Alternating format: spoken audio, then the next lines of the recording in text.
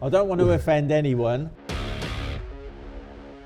You don't look so... I'm so sorry. You know, I wasn't expecting that. Speechless.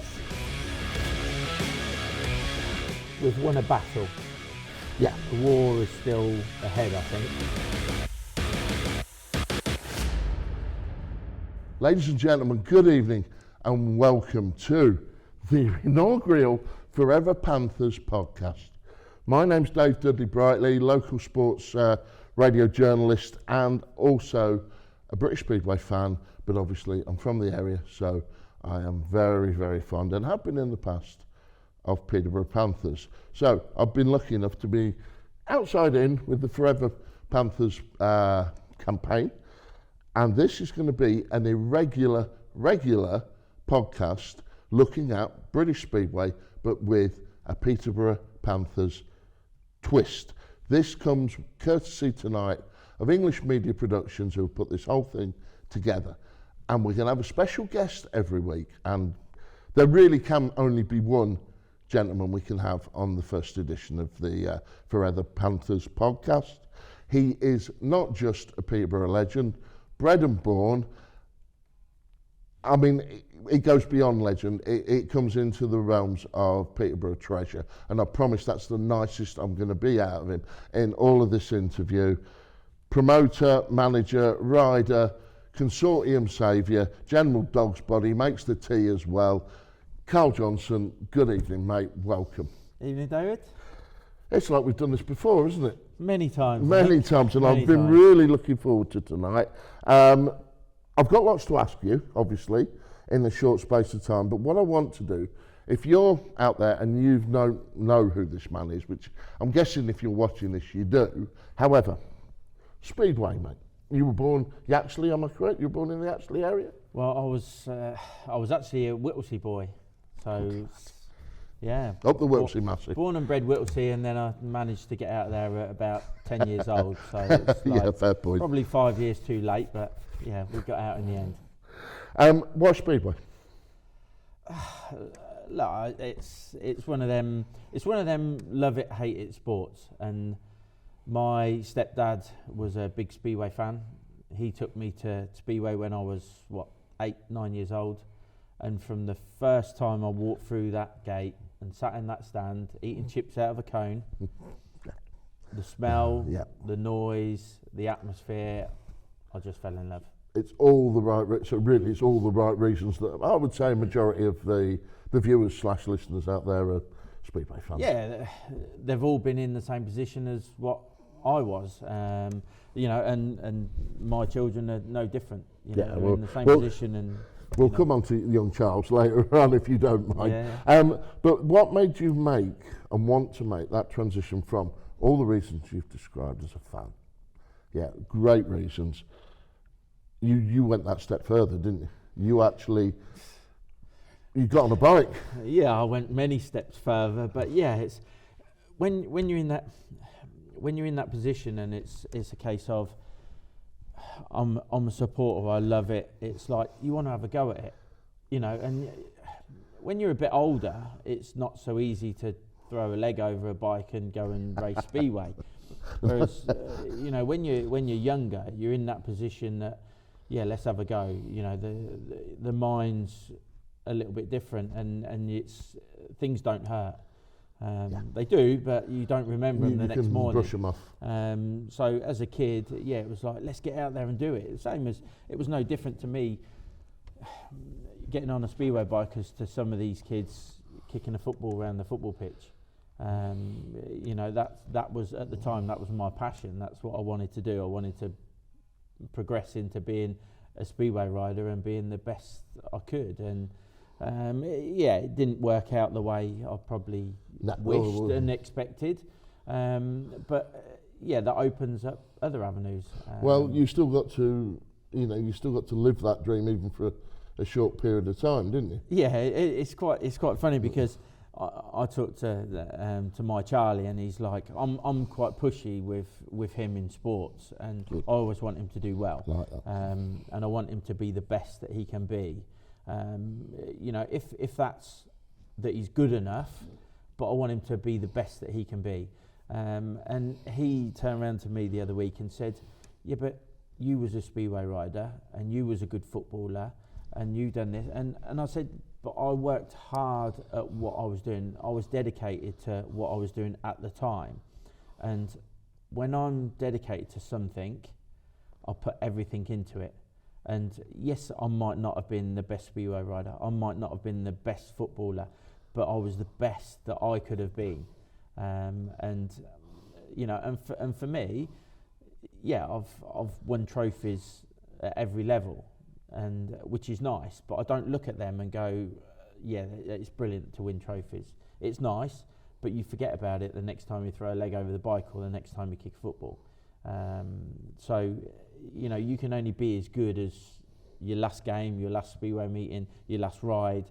And for me, it's dedication. Dedication to a sport is where it needs to be at, and that's what I try and push to him. Be dedicated, give it your all. If it's not good enough, it's not good enough. But do your best. That's all I ever ask, is do your best, and that's all I wanted to do, was do my best. And I used to push myself more than anybody would push me. In my mind, that's what I wanted, and that's how I was, and that's just my attitude throughout whatever I do. I'm really glad you brought that out, because some of that personality and that determination and that sheer-blooded mindedness we're going to come on to talk about when we go on about the consortium later on in the interview. That's nice, and it's nice in this day and age, and I don't know how everyone out there feels about it, but you're pursuing that with Charlie, and anyone who's met Charlie's a star, absolute star. I've been lucky enough to see him grow up when I've interviewed Carl, and he's a star. And with all the distractions that young children can have, particularly in this, because it's generational, it's really nice to see that is your attitude with him. And if I'm no doubt that with you behind him, he will succeed in whatever he wants. Yeah, well, I hope so. Obviously, all these kids have got distractions, tablets, PlayStations, Xboxes, whatever it is. Yeah. They've got. I never had that. You never had that when you was a child. I never have it. What did we have to do? We have to go play out in the street. You did, yeah. Yeah, it wasn't as busy back then. I'm talking like it's like the Dark Ages. It's. I think everyone out there will get that. But, we used to go out and play Kirby.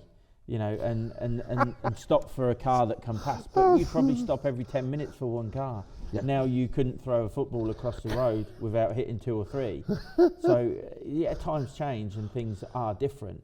And I think, obviously, there's electronic systems that distract children now, and they should be out more. Do we do enough as parents, as, to get them off of these games? Absolutely. We try. We can't always do it, but we try our hardest, and that's why I like to push him into so many things. And yeah, he'll sit there and go, "Oh yeah, but I'm so busy." Yes, you are busy, but it's good to be busy. It's good to be active. It's good to be doing things. It keeps the mind active on different things, and you might not be good at cricket. You might not be good at football. You might be brilliant at go-karting. He's, he does a lot of go-karting. He's so natural, and it's an expensive sport, but he's got so much ability. Everything today's expensive. But then when we go on Speedway, we've done the Mildenhall meeting, it's like, I want to ride Speedway again. I want to try it again. I want to do, and I'm like, you can't do everything. It'd be nice to, but it's just not possible. So you have to sort of limit what you can do. He does his go-karting, his cricket, his football, his kickboxing now, and so there's so much in his life, and there's so many days in a week that you can go out and do these things. We need a rest as much as what he does. But yeah, it's it's good for me to push him. I never had that. I never had that person to push me. Yeah, I was very. It was all for me. I'd done everything for myself, so it was me pushing me. Whatever I'd done, it was me pushing me. So whether it be speedway, whether it be football, so I know how difficult it is to be in them positions. So obviously I want to give him as much support as I can. Yeah, I'll get onto him and he don't like it sometimes and he probably thinks, sod this, I'm not doing this, I'm going to quit. But, you know, I'll give him a bit of space, let him make his own mind up and then push him again. And that's how I think everybody should be. Brilliant. That's, wow. What can you say from that? So, coming back to you, Panthers was obviously local lad, as we've ascertained, one of your clubs, but unfortunately your career is what it was. But you got in, and you've already touched on this, you got into the background of the sport, if you like, the promoting, the managing aspect, team manager, promoter, eventually in time. Two-part question. What brought you into that area and why Peterborough, apart from the obvious locale? What got me into that area? Well, when I finished riding, it was a case I had a break from Speedway. It didn't interest me for a while, so I had a few years out, and then I come back and watched a few meetings and I got the bug again, and I thought, what can I offer? What can I offer to the club, to my club? So it was a case of, right, I put my name forward as a machine examiner. So I turned up as a machine examiner. Kev Jip, who was machine examiner at the time, he sort of like took me under his wing and he's like, this is what we want to do. This, obviously, me knowing my way around a bike anyway, I knew what to be looking for. So I was already clued up on, you know, the way the bike works and what should be right and wrong.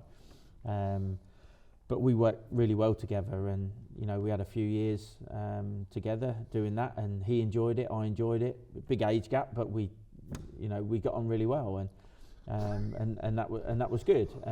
You know, I learnt a lot from him, and I think he learnt quite a lot from me as well, which was good. But obviously, my hunger was there to be involved with the club, with the team, and it was. I sort of sat back and I thought, I want to get into a bit of team managing and see where it takes me, if I can. And I sort of put my name around to some National League teams at the time. Yep. And I got a bit of interest, and it was like, yeah, come and sort of work with us, and you know, you can shadow our team manager and see how it goes and see how you get on. Which I sort of agreed to, but I didn't get that far because I think Peterborough found out what was going on or what my intentions were, and Trevor Swales said to me at the time, he said, look, I'm looking at sort of stepping back and doing less. Would you want to be involved at Peterborough? Well, my eyes lit up, didn't they? It's like, you know, it's like, wow, this is Peterborough Speedway. You know, it's not just some tin pot team. This is, you know, my team and a big club. And so I agreed to do it and sort of shadowed Trevor for a few meetings, and then it was like, well, I'm stepping back and the reins are yours. And funnily enough, he stepped back when we was doing a Northern Tour. When was this, Carl? 2014. Right. So it was midway through 2014, and we were struggling. Mick Horton was promoter and owner of the club. Finances were limited, to say the least. Politely put. Yeah. And we struggled, and I struggled to keep the team together. We went on the Northern Tour with riders missing. I had to make excuses to the public as to why they were missing. I knew the real reasons, you know, but which at the time I couldn't say, because for one thing it would be damaging to the club, and I wouldn't have got any guests. So it was a case of, you know, we've got an injury.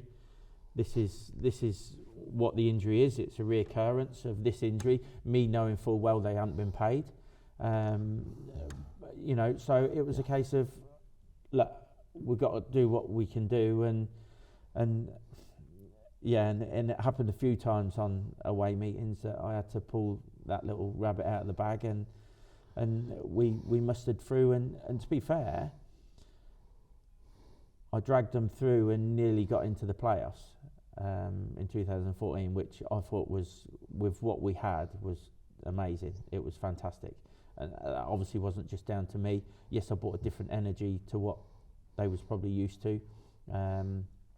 Brought a different team spirit, and I think that helped us. And I think the boys that were involved in the team at the time really sort of, got into my way of thinking. And it's interesting that, because obviously you look at the traditional football manager's role, and he gets a 15-minute break at half time if things are going wrong, to, in theory, try and impact the sporting event. You could say that you arguably at any point in a Speedway meeting could try and impact that. Do you sort of like, have you got any magic rabbits that if something's going wrong, you've turned up, positivity is great, and then all of a sudden 3-5-1's, in the opening 3 heats, and you're like, where the hell's this come from?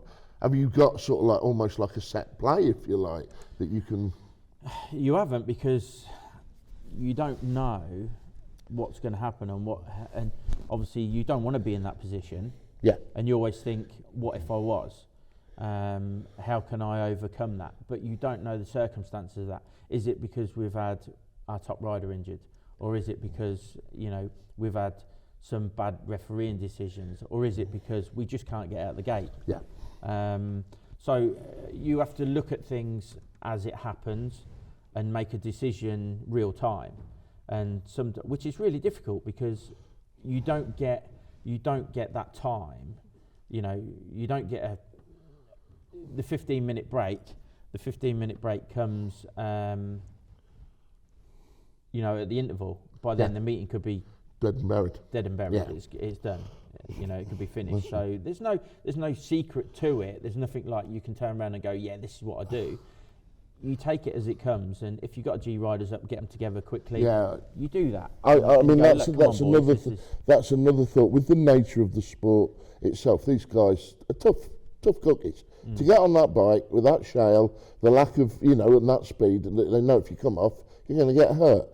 So can you pull out, if you like, the art of the hairdryer, the art of or do you have to manage the guys as it's so and so riding at 4 and he's not having a very good meeting, and does he need a cuddle, or does he need a kick up the backside? Yeah, everybody's personalities are different. So yeah, there's some that really want you to give them a telling off if they're riding rubbish. Yeah. So it's like, you've got to give them the hairdryer. Yeah. There's others that don't react to that, and it's like arm around the shoulder. Come on, we know we can do better. You know you can do better. You've had 2 bad rides, forget about it, start again. And individuals are all different. Everybody's got that, different mentality. Everybody reacts differently to how you talk to them, and certainly under pressure, because it's every time they get on a bike, there's pressure. There's always pressure. Not just pressure because of they want to win races. They want to earn money. They don't want to let the supporters down. They don't want to get hurt. So there's all them pressures that are in the back of their mind when they roll up to the tapes, and then they've got to make a start, and hopefully win a race. And this is where supporters, I don't feel, get that. They see riders having a bad night and think, oh, well, he's rubbish, we'll get rid of him. You can't always think like that. Yeah. And it is always too easy to turn around and go, yes, you're having a rubbish night, you've had a rubbish few meetings, so we're going to look to somebody else. I've always said, let's work with them.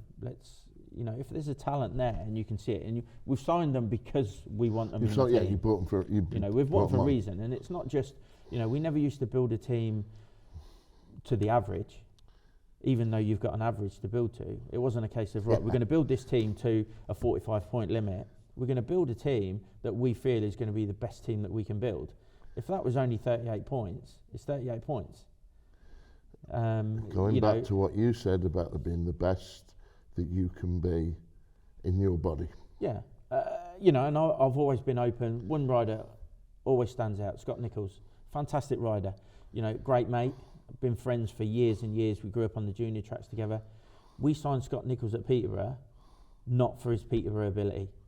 We signed Scott Nicholls at Peterborough for his away track ability. Yeah. Nothing to do with what he can do around the showground, because we put a team together that we knew was good enough around the showground to win meetings. But then we had riders that probably struggled away, and Scotty Nicholls gives us that little bit of extra away from home. And that's why we signed him. And I've told him that from day one, we signed you because of that. That's interesting. Now, I want to move on. Obviously, you as a team manager, let's face it, you had a great deal of success at All Walton, didn't you? Yeah. And I know you're not. I know you off the screen and off the camera. I know you're quite an actual modest fellow. I know Katie might disagree with me, but I know you're quite a modest fellow. But you have had a lot of success. What is your off track? What's your highlight? What is your number one? We're going to do Mount Rushmore, play Mount Rushmore with you later, but we'll get one in early. My number one highlight, I think for me, certainly winning a trophy would be the Fours win at Redcar. Wow, okay. Would be my highlight, even though obviously we won it the previous year at the showground in front of our own crowd. There was reasons as to why the Redcar one then become probably more important to me than Peterborough. You know, more so because we went through so much grief with the authorities at the time, and you know, and it's a case of okay, you know, we'll go there and do what we've done. So yeah, that obviously stands out. That's certainly one of the best. We'll come on to that because we're going to play as a bit of humour. We're going to play Mount Rushmore, but then you went and you took a further step up. You became a promoter. Yep. Why? Good question. No, seriously, because good question, because probably spending 5-6 years nurturing, babysitting speedway riders, I thought maybe a step in going up a level might actually do away with that, but no. No, that didn't happen. But look, it was a case of I got the opportunity. I got asked to be a promoter, and I felt at the time it was perfect timing. Obviously, I was promoter and team manager for a season, so it was great for me. You know, really look forward to that extra responsibility. And it was good, and you know, obviously my first year as promoter was awful, you know, but that was more to do with things that went on with certain riders pre-season that sort of really put us on the back foot, on the eve of the season, and it put us on the back foot. So yeah, it didn't start well, and it ended pretty rubbish as well. So. But we sort of fought hard and done the best we could with what we'd got, and yeah. But no, I enjoyed being promoter. You know, being a promoter alongside Colin Pratt was probably up there with one of the best times in Speedway that I've had. And again, you know, Colin was black and white. You know, yeah, I can imagine. And what a guy, you know, and I'm not just the only one that says that. It's everybody that meets him and has the pleasure of working with him, and at least I had the pleasure of working with him. Yeah.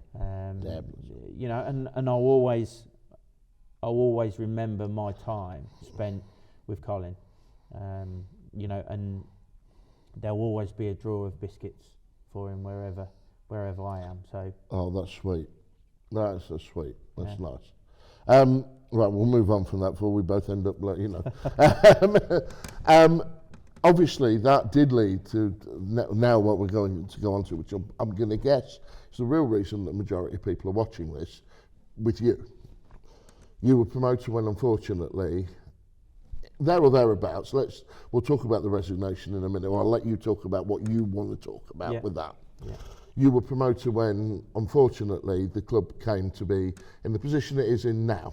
Yeah. Do you want to tell us about as much as you can or as much as you want, the lead up, what led to the resignation, the frustration, and because it's not, with knowing you, frustration and anger and if you like, it could be seen from the outside, I'm choosing my words carefully here, Carl, petulance, is not you. I know it's not you. So if you can, as much as you want or as much as you feel comfortable with, talk about that period. Yeah, it was obviously a difficult period. We was obviously the owner of the club was the owner of 2 clubs at the time, and for me, we was struggling a bit.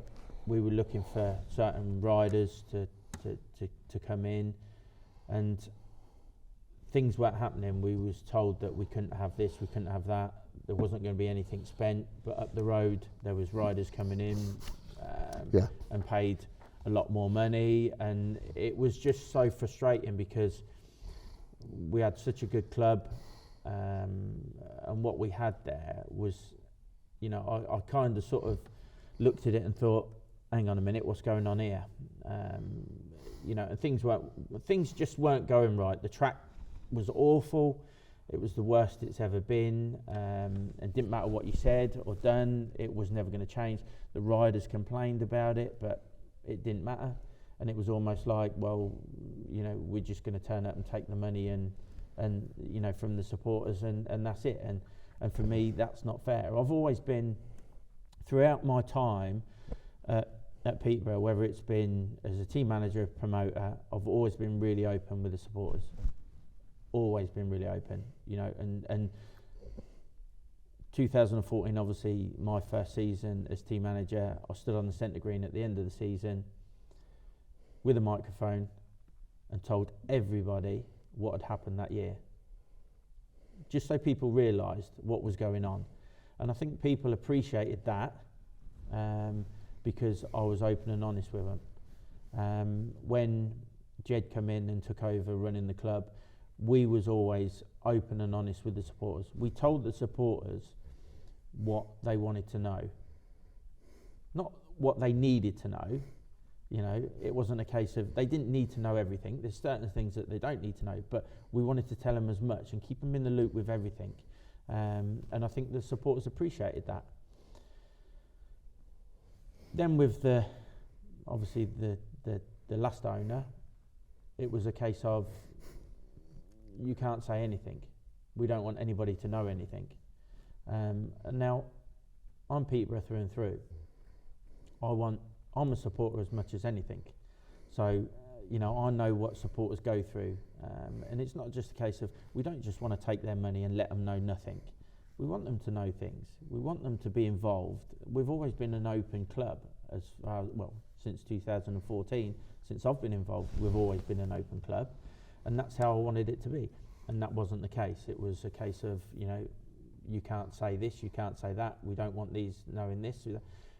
And for me, that's not how we work at Peterborough. That's probably how they work at their track, not letting people know. But that's not fair. I don't think that's fair. I don't think that's fair on the supporters. And I don't think it was fair on the riders to turn up every week and ride on the that was there, and it was, it was awful, and for me to tell said person that the track's rubbish, and them to tell me, yeah, but look at the times. I've known Peterborough for many, many years, and Peterborough is not always about the quickest times. The best racing around Peterborough is probably 2 seconds slower than what you think it is. If you're in the 57s, 58s, the track's too fast. That sounds 59s, around 59, the track will throw up superb racing. That's when it's a good racetrack. Well, it was world renowned. It's one of the best in the world. Fast, if the showground track is fast, it's quick because the inside's quick. Yeah. There's no passing then. So you lose your passing. You lose what Peterborough is all about. Yeah. You know, and if you make an inside line that's so quick and the outside line that there is nothing, you know, how is that entertaining for the supporters? We want to entertain. We're in the entertainment business. Let's entertain them. Let's give them racing. Let's give them good racing. We don't want gate and go round Peterborough. No. We want proper racing. And the last 2-3 seasons didn't throw up proper racing in my eyes, and a lot of supporters will say exactly the same. And for me, you know, that was, you know, a big turning point for me. I didn't feel we was getting the support that we needed for the effort that we was putting in. And not just that, it's like I've always looked after, well, for a long time looked after, even when Jen and Lisa was involved, looked after the season tickets. I've always been involved in the season tickets, so, you know, getting them out to people, getting the money in, making sure that everybody's, you know, good with the season tickets, VIPs, everything like that.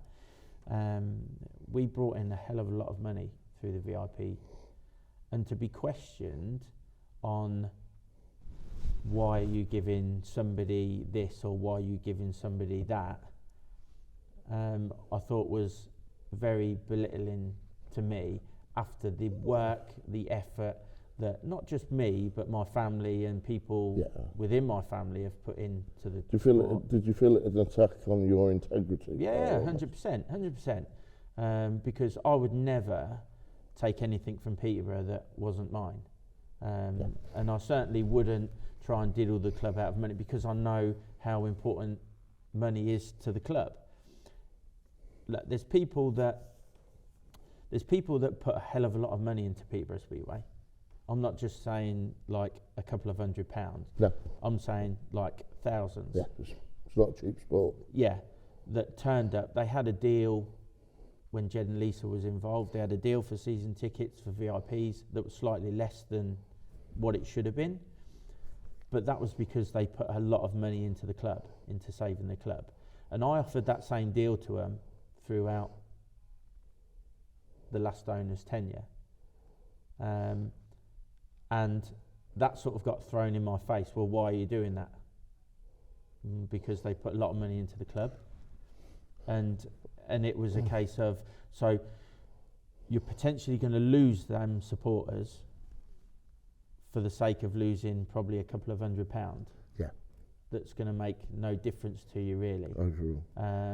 But we're keeping people happy and we're keeping them as VIPs and keeping them involved. Would that be beneficial to them coming in and paying what they did as a VIP, or losing them? It's interesting because you've mentioned, without naming names, we haven't named names and we're not going to, but you've mentioned this owner a couple of times who is well documented as owner of more than one club in this area. Obviously, from the way you're talking, he really didn't give as much about Peterborough as he did the other place, shall we say? Obviously, the other place is his baby, and I appreciate that, and I've got no issues with that. He's done a lot of work for British Speedway, not just, you know, over the last few years, but for a long, long time. And I would never ever knock him for what he's put into British Speedway, and certainly what he's done at Peterborough. You know, I can't complain about that. I just feel things could have been done better and supported Peterborough more than what it was. Okay. You know, and certainly towards the end, a hell of a lot more, right. And even now after, a hell of a lot more. Yeah. Particularly now, well, that actually allows me to move on to the. It's been well documented that obviously the showground's main stand is not down. There is the well, we're going to say ongoing. I say ongoing battle because I think it's fair to say that you're slowly winning the war through the council with the company that wanted to buy the showground and put property on it. Yeah, we've won a battle, Yeah. The war is still ahead, I think, but Yeah. we've certainly won a battle. We've certainly advanced onto their territory. Let's put it that way. Oh, I'm having throwbacks to a previous career. Yeah, but we've worked hard to be in the position that we are and to fight. And I think without what we've done over the last couple of years, the showground would have been sold now. It would have been gone. Houses would have been approved, and nobody would have said anything. And I think because of the battle and the fight that we've took to AEPG and to the council, they've had to take notice. Yeah. And that's down to, our pure fighting spirit to keep the club alive. Yeah, I mean, I was lucky enough. You asked me to be involved in the very, very first campaign that took place in the centre of Peterborough, and to see people from all over the country, not just Panthers fans, that turnout that day was, I think, a little bit. I think we were all taken aback, weren't we? To be fair. Yeah, I don't think we probably thought there was going to be quite as many people turn up, and certainly not from, like you say, from different tracks. Yeah. Which was fantastic, and it just shows the support of Speedway, nationally.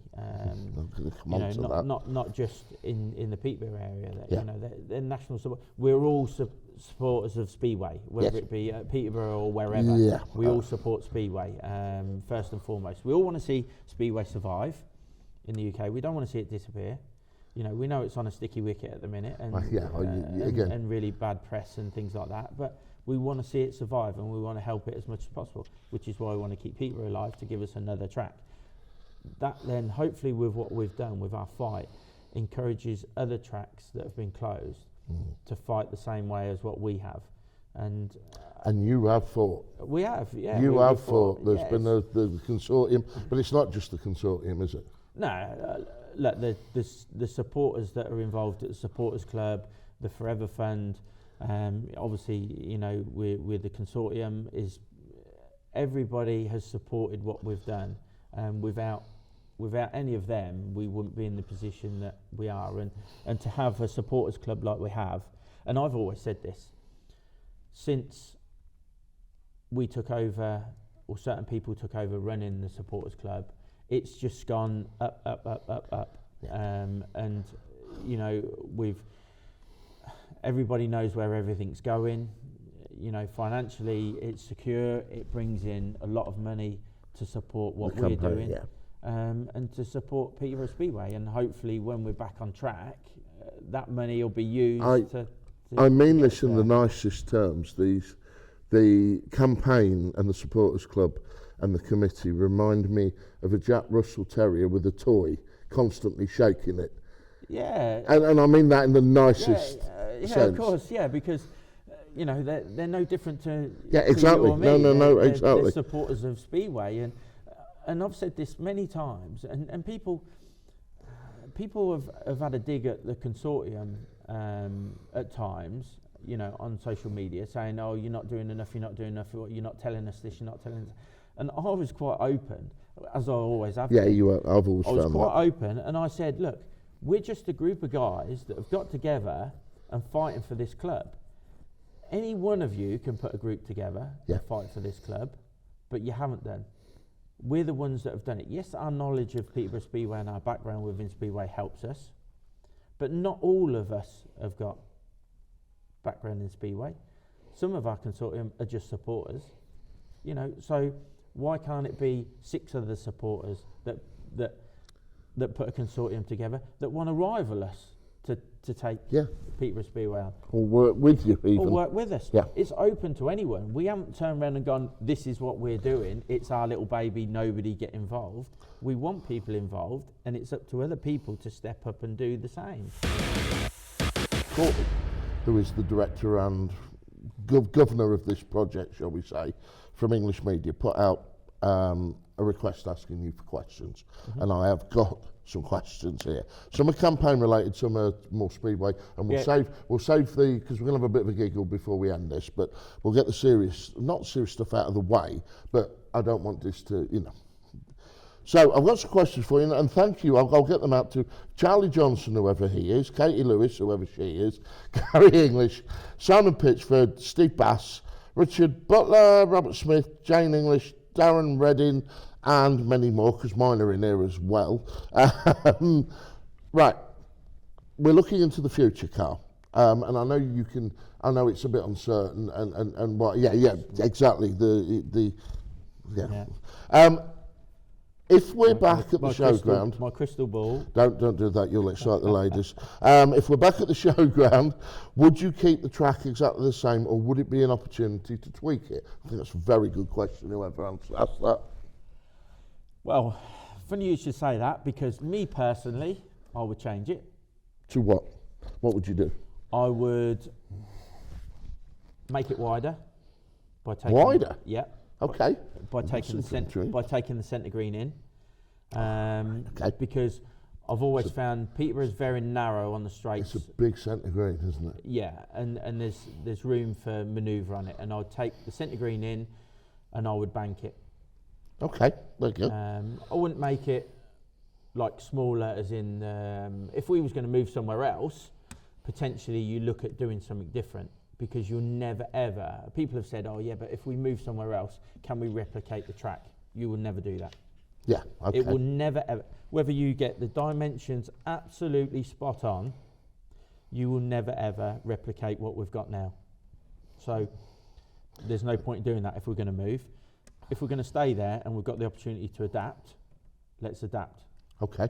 It's interesting because there's a lot of questions here that are all of a very similar ilk, and they all turn around and say, if your ongoing talks with the Agricultural Society are successful, do you see would you be able to restore the track? And I don't mean the actual track itself, I mean the actual facilities, to something similar to what the club used to have, i.e. the main grandstand, the first bend with all the supporters club. You know where I'm going with that. Yeah. I think obviously the grandstand would be the main issue. Yeah. Because of what happened to it, and and for what destruction was done, and they had no right to do that. And it's. Yeah, it would be a big thing to turn the stand back into a good grandstand. Not impossible, because I've been told that the actual stadium seats are still on the showground. Oh, right, okay, brilliant. So they are still there. Yeah. But obviously it's getting them back in. There's a lot of damage to the back of the stand, and it was just a case of they wanted to hurt us as much as possible, so we could, because we was making so much noise about that we could be back on track within 8 weeks. Yeah. At the time, they didn't want that to happen. Yeah. So they done whatever they could to stop us from being in that position. So it was a case of, right, let's take the chairs out, let's rip the back of the stand out, let's rip make it as difficult for them as possible. Let's rip the referee's box out, let's destroy the toilets. To be fair, you can't blame them for the referees, for some of the referees that have been down there. No, I think they destroyed the box themselves sometimes. Yeah. Sorry, I'm being flippant. Or certainly I should have destroyed the box. Yeah, you've gone storming up. That's the only thing. It's a long way round from the pitch to the referee's box, isn't it? Yeah. So I used to send somebody else. On that note, sorry, we'll get back on track. In that case, are there plans at this point in time for an alternative venue if it's feasible? There's always plans. There's always plans for somewhere different, somewhere new. But our plan is to be back at the showground. Yeah. Now, there's a reason for that. There's a reason for us not wanting to go somewhere else, because the local and national plan clearly states that there has to be a sports venue like the showground, like the speedway track, on the showground. They cannot remove it without either sending us somewhere else and paying for it. And this is in the local and national plan. This is not what we've written up and gone. Yeah. This is in black and white. They cannot replace what is there with a football pitch or a paddle court Sorry, yes. You know, Yeah. or an axe throwing target. I'm with you. Well, You I know, don't it know. has to be like for like. It clearly states it has to be like for like. Right, that's and if they interesting. want to build on the land, they have to work with us to develop the land. And Okay. that might be a case of paying for us to go somewhere else. And that's why we turn around and go, if we was to turn around and go, oh yeah, we're going to go somewhere else, the council, they could sort of go, well, you don't need us then. But no, we want to we're sticking with it because we want what's right. And that's all we've ever asked for. We've not asked to not have houses built on there. We always know that there's potentially going to be, but involve us. Who currently holds the licence to the club? It will be now with the BSPL. Simple question. Simple. Yeah, it's gone back. It's gone back. I understand it was handed back, so it now sits with the BSPL. Now this one, I really like this question, and I didn't brief Carl on any of the questions of what he's got coming, apart from this one, because it intrigued me immensely, and I wanted to know the answer early. I was greedy. If Peterborough Panthers could no longer use their name for whatever reason within the realms of the sporting world, what would you call the team and why? Good question. It is a good question, yeah. Good Whoever that question. was, congratulations. Yeah, good question. Yeah, you sort of, if you can't use the name, obviously you lose a bit of the history of the club, don't you? So we'd obviously, we'd want to keep the name if we could.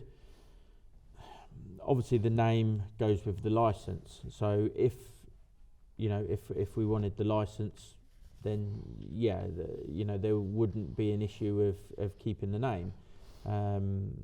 It's very difficult to get a brand new license, and to change it to something else.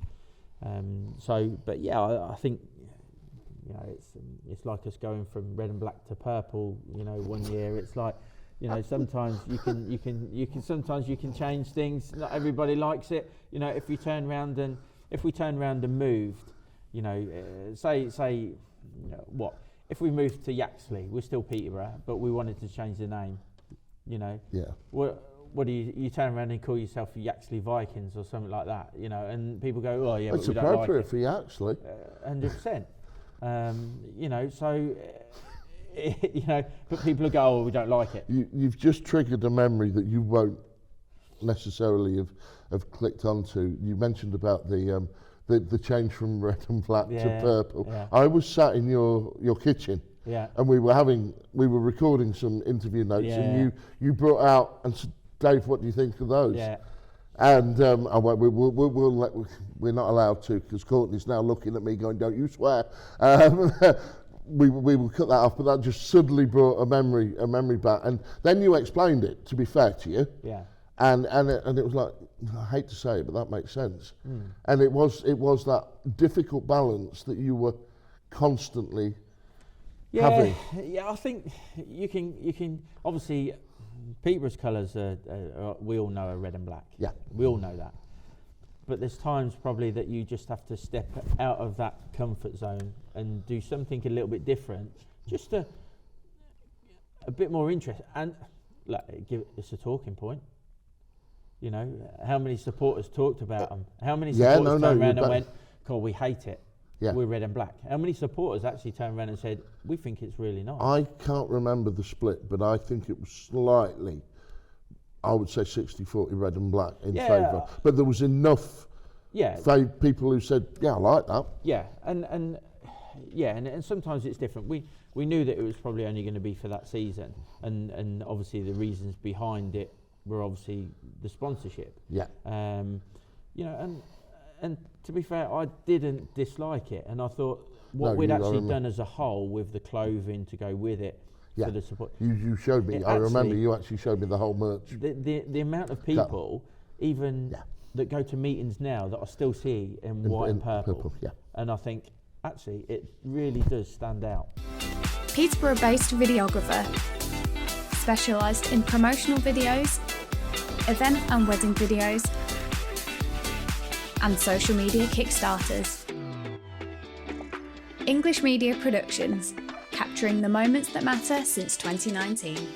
The 2026 Peterborough Panthers Speedway Supporters Club memberships are now available. For just £10 per adult or £8 per child under 15, you'll receive event discounts, a quarterly newsletter, and the 2026 Panthers goodie bag. Email ppssc2016@yahoo.com for more info. Do you want to help the Forever Panthers campaign? For just £10 per entry per month, you can take part in the Forever Fund draw for a chance to win a cash prize of up to £100. You'll also receive the Forever Fund newsletter with exclusive discounts to a range of businesses. For more info, email panthersforeverfund@gmail.com. Right, welcome back to the Forever Panthers Podcast, the inaugural edition with me, Dave Brightly, and the legend that is Mr. Carl Johnson. Right, last section, young man, you've been absolutely brilliant so far, quite intriguing and genuinely honest, and I think everyone will hopefully appreciate that. The question that you probably get asked the most, all right, and I heard you answer this in another interview prior to recording this. When can you possibly foresee a realistic return for Panthers, wherever it may be? Obviously, I'd be hoping for 27, but okay. We have to be realistic, and the way things are going and what's happened in the past, certainly in the past couple of years, we was obviously looking for 26, but that's been and court cases, legal fee, and so much has gone on, but 27 would be our aim, but it's still where we look for. We're always going to look for that year ahead, and hopefully as we get through the year, it becomes clearer that we're either not going to race or we are going to race, and that it's the goalposts move quite quickly. Not when the councils are involved, but we certainly try and push it and try and move it along. And so 27 would be ideally for us, but we have to be realistic, and it's probably going to end up being later than that. Right. Okay. We're gonna start to slowly wind this up with Carl, but we've got. These are brilliant. We mentioned the aforementioned Charlie Johnson, future go-karting star, hopefully future speedway star, but whatever he does, he'll have done it with passion and off his own bat. Charlie, good evening if you're watching this. I hope you're well, mate. First question from Charlie. There's no nepotism here on this podcast whatsoever. What colour will the Panthers suits be if and when we come back? Well, I think he knows it'll be red and black. Yeah, you see, asking questions you already knew the answer to. Yeah. Well, you've sort of answered this one as well, because what's your favourite Panthers memory? Would you class that as the red car for us, or is there one? Yeah, well, I've got a lot of good memories. Obviously the red car one stands out. Obviously the day I took over as team manager was obviously, was good, and then becoming a promoter was obviously good, and I look back and go, I've had nearly every role in the club, which for me has been fantastic, and again, like for Charlie there, he looks at that and goes, but you've done all of them. I said, but I've pushed to do them. I've been in a position, I've put myself in a position. That's where you need to be at, and that's what I'm sort of proud of. For me, winning the trophies for the Panthers is special. Yeah. Not just for me, because they're not just for me. No. We win the trophies for the supporters. Yeah. That's what it's all about. It's for the club, isn't it? It's for the entire everyone connected, the volunteers, the riders, because we haven't touched on that tonight, and I'm sure we can do round two. Some of since I've been involved with you and doing various work for the club, the volunteers, and you know who you are, volunteers. They're just brilliant people. Every speedway club would not survive or exist without the volunteers that volunteer for speedway. Yeah. And I've not been involved like I have been, obviously, with Peterborough, with other clubs. But the volunteers that we've had at the showground over the years since I've been involved are above and beyond better than anything that I've seen anywhere else in the country. It's a good thing you've said that, because I'd just like to point out that Darren Redding is a far better flagman at Walton than he is at Leicester. Sorry, I just had to get that in, because he'll be straight on social media to criticize. Yeah. But no, they're brilliant people, Carl, aren't they? Yeah, massive to every club, not just Peterborough, but everyone. But you know, at Peterborough, they're special. They are special. Some of them are a bit more special than others, but yeah, they're all so good. We've got there, folks. Now, this is the best question, Charlie. I'm going to get your last question because it's the best question of the lot. Most important question of all. It's even caveated down there. And bearing in mind, I don't know any of these questions. No, he doesn't. The only one I set him up with was the name of the club, if it possibly had to change. Most important question of all, and this is from your son. Can we have a slushy machine at the track?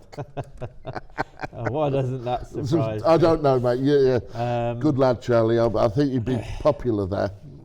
Yeah, I can't see why not. It certainly, I don't think it's just for the children. No, definitely especially not. on some of them, warm summer evenings. They can go and get a. You want a bit slushy. meatloaf there, mate? Yeah. Bit of, warm summer nights. Put a little tipple in alongside it. Not for you children, but you can't beat a vodka slushy. Yeah, parents only. Obviously. Yeah, parents only, obviously. For a short period of time, I used to do the quizzes down in this very fine building, amongst others. Carl took me to some salubrious venues, Mr. Johnson. So it would only be right that we've got 3 Panthers quiz questions for you. You weren't expecting this, were you? No, but... And he doesn't know these, ladies and gentlemen, so these have been put in, I think, by our producer, director and talented young lady. Who was the last rider to hold the track record at the showground? What, Panthers rider or rider? Who was the last rider to hold the track record? Who was the last rider? Danny King? Oh, you're half right. Think Dan. Dan Bewley, was he? Yeah, well done, mate. Did they not get the same time, though? I can't remember. There you go, you see? Look, she doesn't perk up often, but she's normally right when she does. That's half a point. Yeah. How many riders in the 2025, i.e. the one that's just finished, GP Series lineup, have actually ridden for Panthers full time? And can you name them? In the GP? The GP Series just finished.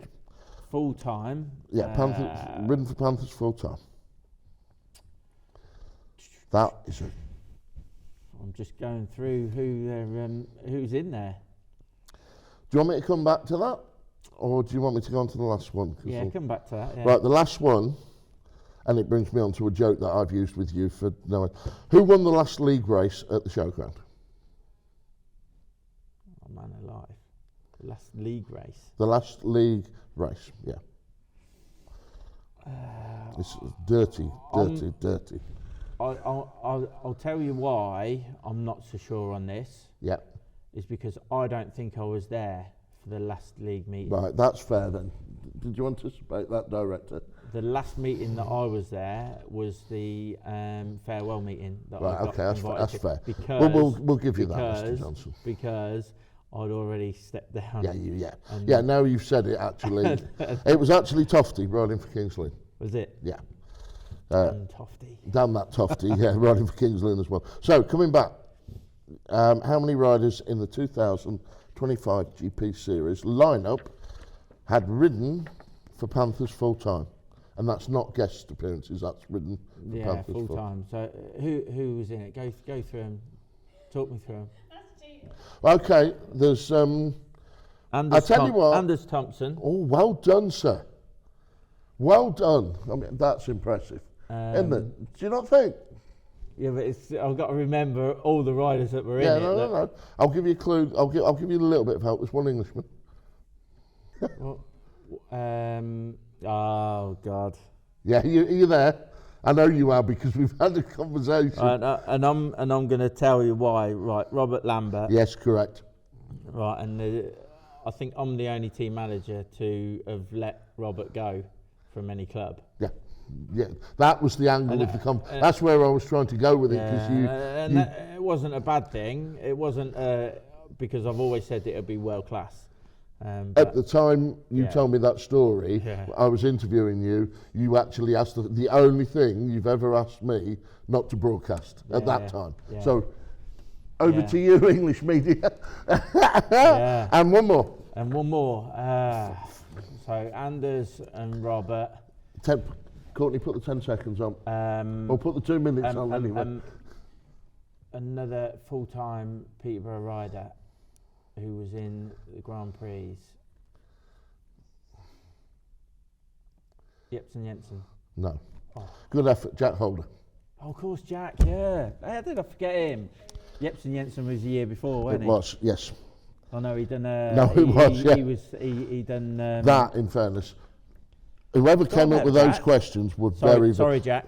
Were very, very good questions. Whoever came up with those, and I'm not creeping. Right, okay, we're now going to finish off, ladies and gentlemen. Whether you're watching this, listening to this, we've got a lot coming up. We've got a lot coming up involving YouTube and involving the pod. But thank you for joining us this evening. Thank you for your time and lending us your eyes, ears, and hopefully you've got something out of this. But we're going to have a little bit of fun with Carl before we leave. And we're going to play Mount Rushmore. So basically, I'm going to ask you a question. Obviously, I want 4 answers because it's Mount Rushmore, but they're not necessarily what you're expecting. We've done something similar before on radio, but this is now they can see you squirming now on the camera. Okay, we'll start off simple. Your Mount Rushmore of movies. Movies. Oh Christ. What movies? I started off hard. Yeah. Well, I'm not really a movie buff. Are you not? No, not. There's not. I don't tend to go. I really want to watch this, or if there's a movie on, I'll watch it. Okay, then give me one. I'm like, can you give me one? Your all-time favourite film, then? My all-time favourite film.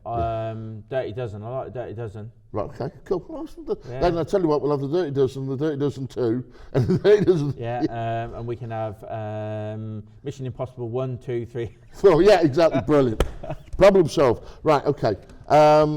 Your Mount Rushmore food, what's your 4 favourite meals? What you're partial to? I like a bit of fish. Okay.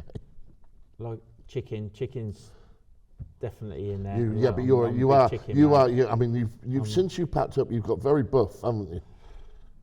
I wouldn't say buff, but I try. Yeah. You work out. Yeah. So there you go. So fish, chicken. Yeah, fish, chicken, anything chicken. Fish, I'm sort of like fish and chips. You know, don't turn around and give me a bit of fish on a plate and eat nothing it. Else. Yeah, you know, chuck it in batter. Yeah, with a few chips that's quite refreshing to hear. And curry sauce on the side, and I'm all over it. You're getting filthy now. So anything with chicken, fish and chips is definitely a yes. Meatball pasta. Yeah, okay. Pasta, big pasta, meatballs, and I do like a lasagna. Cool, okay. Yeah. See, only a fat bloke could ask that question. Your Mount Rushmore... I should have said salad. Yeah. Mount Rushmore of bands, music, artists. Ooh, Bruno Mars. Okay. Ed Sheeran. Yep. I would see the Ed Sheeran going on with you. Yeah. You threw me off now. Yeah, Bruno My Mars, job. Ed Sheeran. I don't mind. I don't mind a bit of Boyzone. Yeah, don't look so. I'm so sorry. You know, I wasn't expecting that. Speechless. For once, not often, but yeah. Yeah, Boyzone. I like their stuff. No. It's your interview. You're entitled to like who you like. Good, yeah, and we better chuck a lady in there, don't we? So not necessarily, no. No, I like a bit of Whitney. Do you? Yeah, I do like a Whitney. You want to dance with somebody? Yeah, I do like a Whitney song. Good stuff. Right, let's throw you, warmed you up. Right, okay. Your 4 favourite speedway riders that you like to watch? No, any period. That I like to watch. That you love to sit there and could admire. My all-time top Yep. is obviously Hans Nielsen. Yep. Good choice. Loved his wheelie. What a wheelie. Absolutely fantastic. Yep. You know, I think that'll be many people's Yep. choice. So obviously Hans is up there. I think a rider that I really used to like watching, and we all know him, is obviously is Ulrich. Yeah. Ulrich was in there. Ulrich, if you watch him, which I bet you will be at some point. He's certainly one of my favourites. Not because he was probably the best rider, but because I think me knowing the background of riders and the effort. Yeah, goes into this it. is you, your opinion. You watching what you like to watch. You know, I think he was obviously he's. I do like watching. Yep. Uli. Bomber. Yep. Has to be. Yeah, great choice. Bomber's like sensational to watch. Yeah, he's just entertainment, and his bums on. It's a he's cliche, but his bums on bums seats. He is, and I think one more for me probably, and I didn't. It was back in my earlier days that I probably didn't see him enough. But what he was just so good was Craig Hodgson. Oh, yes. It's funny actually because I expected you, but it just shows. I wonder whether you come out with Mickey Paul.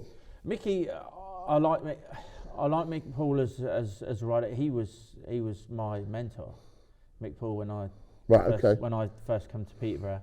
I'd done everything with Mick in the workshop. So yeah, he's like. But I think them boys are my favourite riders to watch.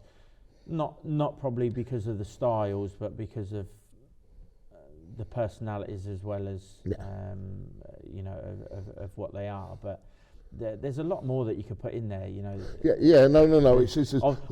No. I've seen and been that side of with riders to see. You know, and so it's. We're going to go on now. I'm going to qualify this. Your Mount Rushmore of riders that you've been either manager or promoter of.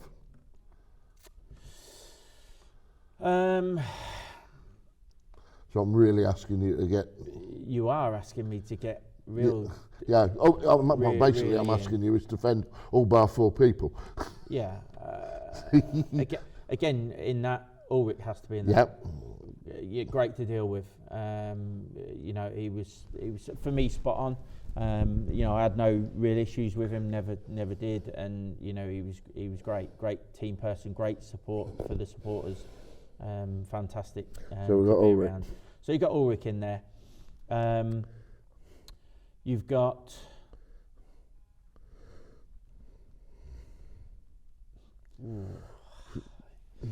Yeah, because there could be a few in here. Well, you got 3 more. Yeah, I think for me, probably one that I enjoyed working with was Lewis Blackbird. Okay, that's an interesting choice. Yeah, but this is your choice. Yeah, he again a local lad, but a character. But he was, you know, for me really good to work with. And I liked Lewis. Ulrich and Lewis. I think one that I really enjoyed working with was Bradley Wilson Dean. Yeah. Okay. Yeah. Well, you did. I mean, look at he's got. You know. Yeah. You must have influenced him, Carl. I don't know about that. What to retire. But no, Bradders. I got on really well with Bradders. Good. You know, and yeah, he had his moments, but they all do. And one more. And one you probably wouldn't expect. Ty Proctor. Okay. And Ty Proctor was so honest, and that's what I like. I like people that you can work with like that. Ty Proctor, if he had a bad night or he had a couple of bad rides, he'd come up to me and he'd go, right, take me out. take me out on my next ride. Yeah, because I don't feel I can. Yeah, I'm riding like an absolute plonker. He didn't say that. It was No. Yeah. Stronger. Take me out on the next ride. And he would be open and honest. He goes, like, for whatever reason, I'm not on it. And I like that, because you're then not going to riders and having to disappoint. I would hazard a guess you don't get that very often, Carl, or you didn't get that very No, often. you don't. You don't get it, because at the end of the day, he's costing himself money. Yeah. But the way he looked at it was, I might hurt somebody. Wow. So that's interesting. That's really. his honesty, and that's what I liked. And I like that about him. And he was, when you speak to him, he was always like really friendly. He was always, really chatty. We'd talk about different things, and during the night, and really good. Final one, Yep. and then we'll close. And this is the one I've been looking forward to asking you all night. Your Mount Rushmore of people you don't want to be stuck in the lift with in the Speedway world. In the Speedway world, oh God. Let's get him hung, ladies and gentlemen. Who are we going to offend, and who are we not? Cool. I can think of one obvious stain that my quiz question would always raise a titter. Oh God, who do I not want to be in a lift with? This is tough. I'm not really sure, because I think even though I've had differences with lots of people over the years, as you mentioned earlier, I'm not one that I don't bear grudges to a degree, but it's, I think, if for the integrity of the podcast and the recording, you can't name them. I'm just trying to be mischievous. It's difficult. Trust me, that's difficult. All right, ladies and gentlemen, we're going to leave it there. We tried. I don't want to offend anyone. We tried. He should do. We tried and we failed. Carl, as always, it's a complete joy. Hopefully you've enjoyed it. Yeah. Ladies and gentlemen, hopefully you've enjoyed it for the whole point. This has been the inaugural Forever Panthers podcast. Try saying that when you've been here nearly 3 hours. Or had a drink. Yeah. No, never. We will be back, but it's down to you, okay? Watch, share, tell your friends. This has been a production of English Media. We will be back in the next 2 weeks with, coming up, and not necessarily on the next one, we have some great interviews lined up. You're not going to want to miss whatever we've got planned. Thank you for your attention, and thank you for your eyes and ears this evening. I've been Dave Brightly. That has been the legend that is Carl Johnson. Thank you so much for your time. We will see you soon, probably in about 2 minutes.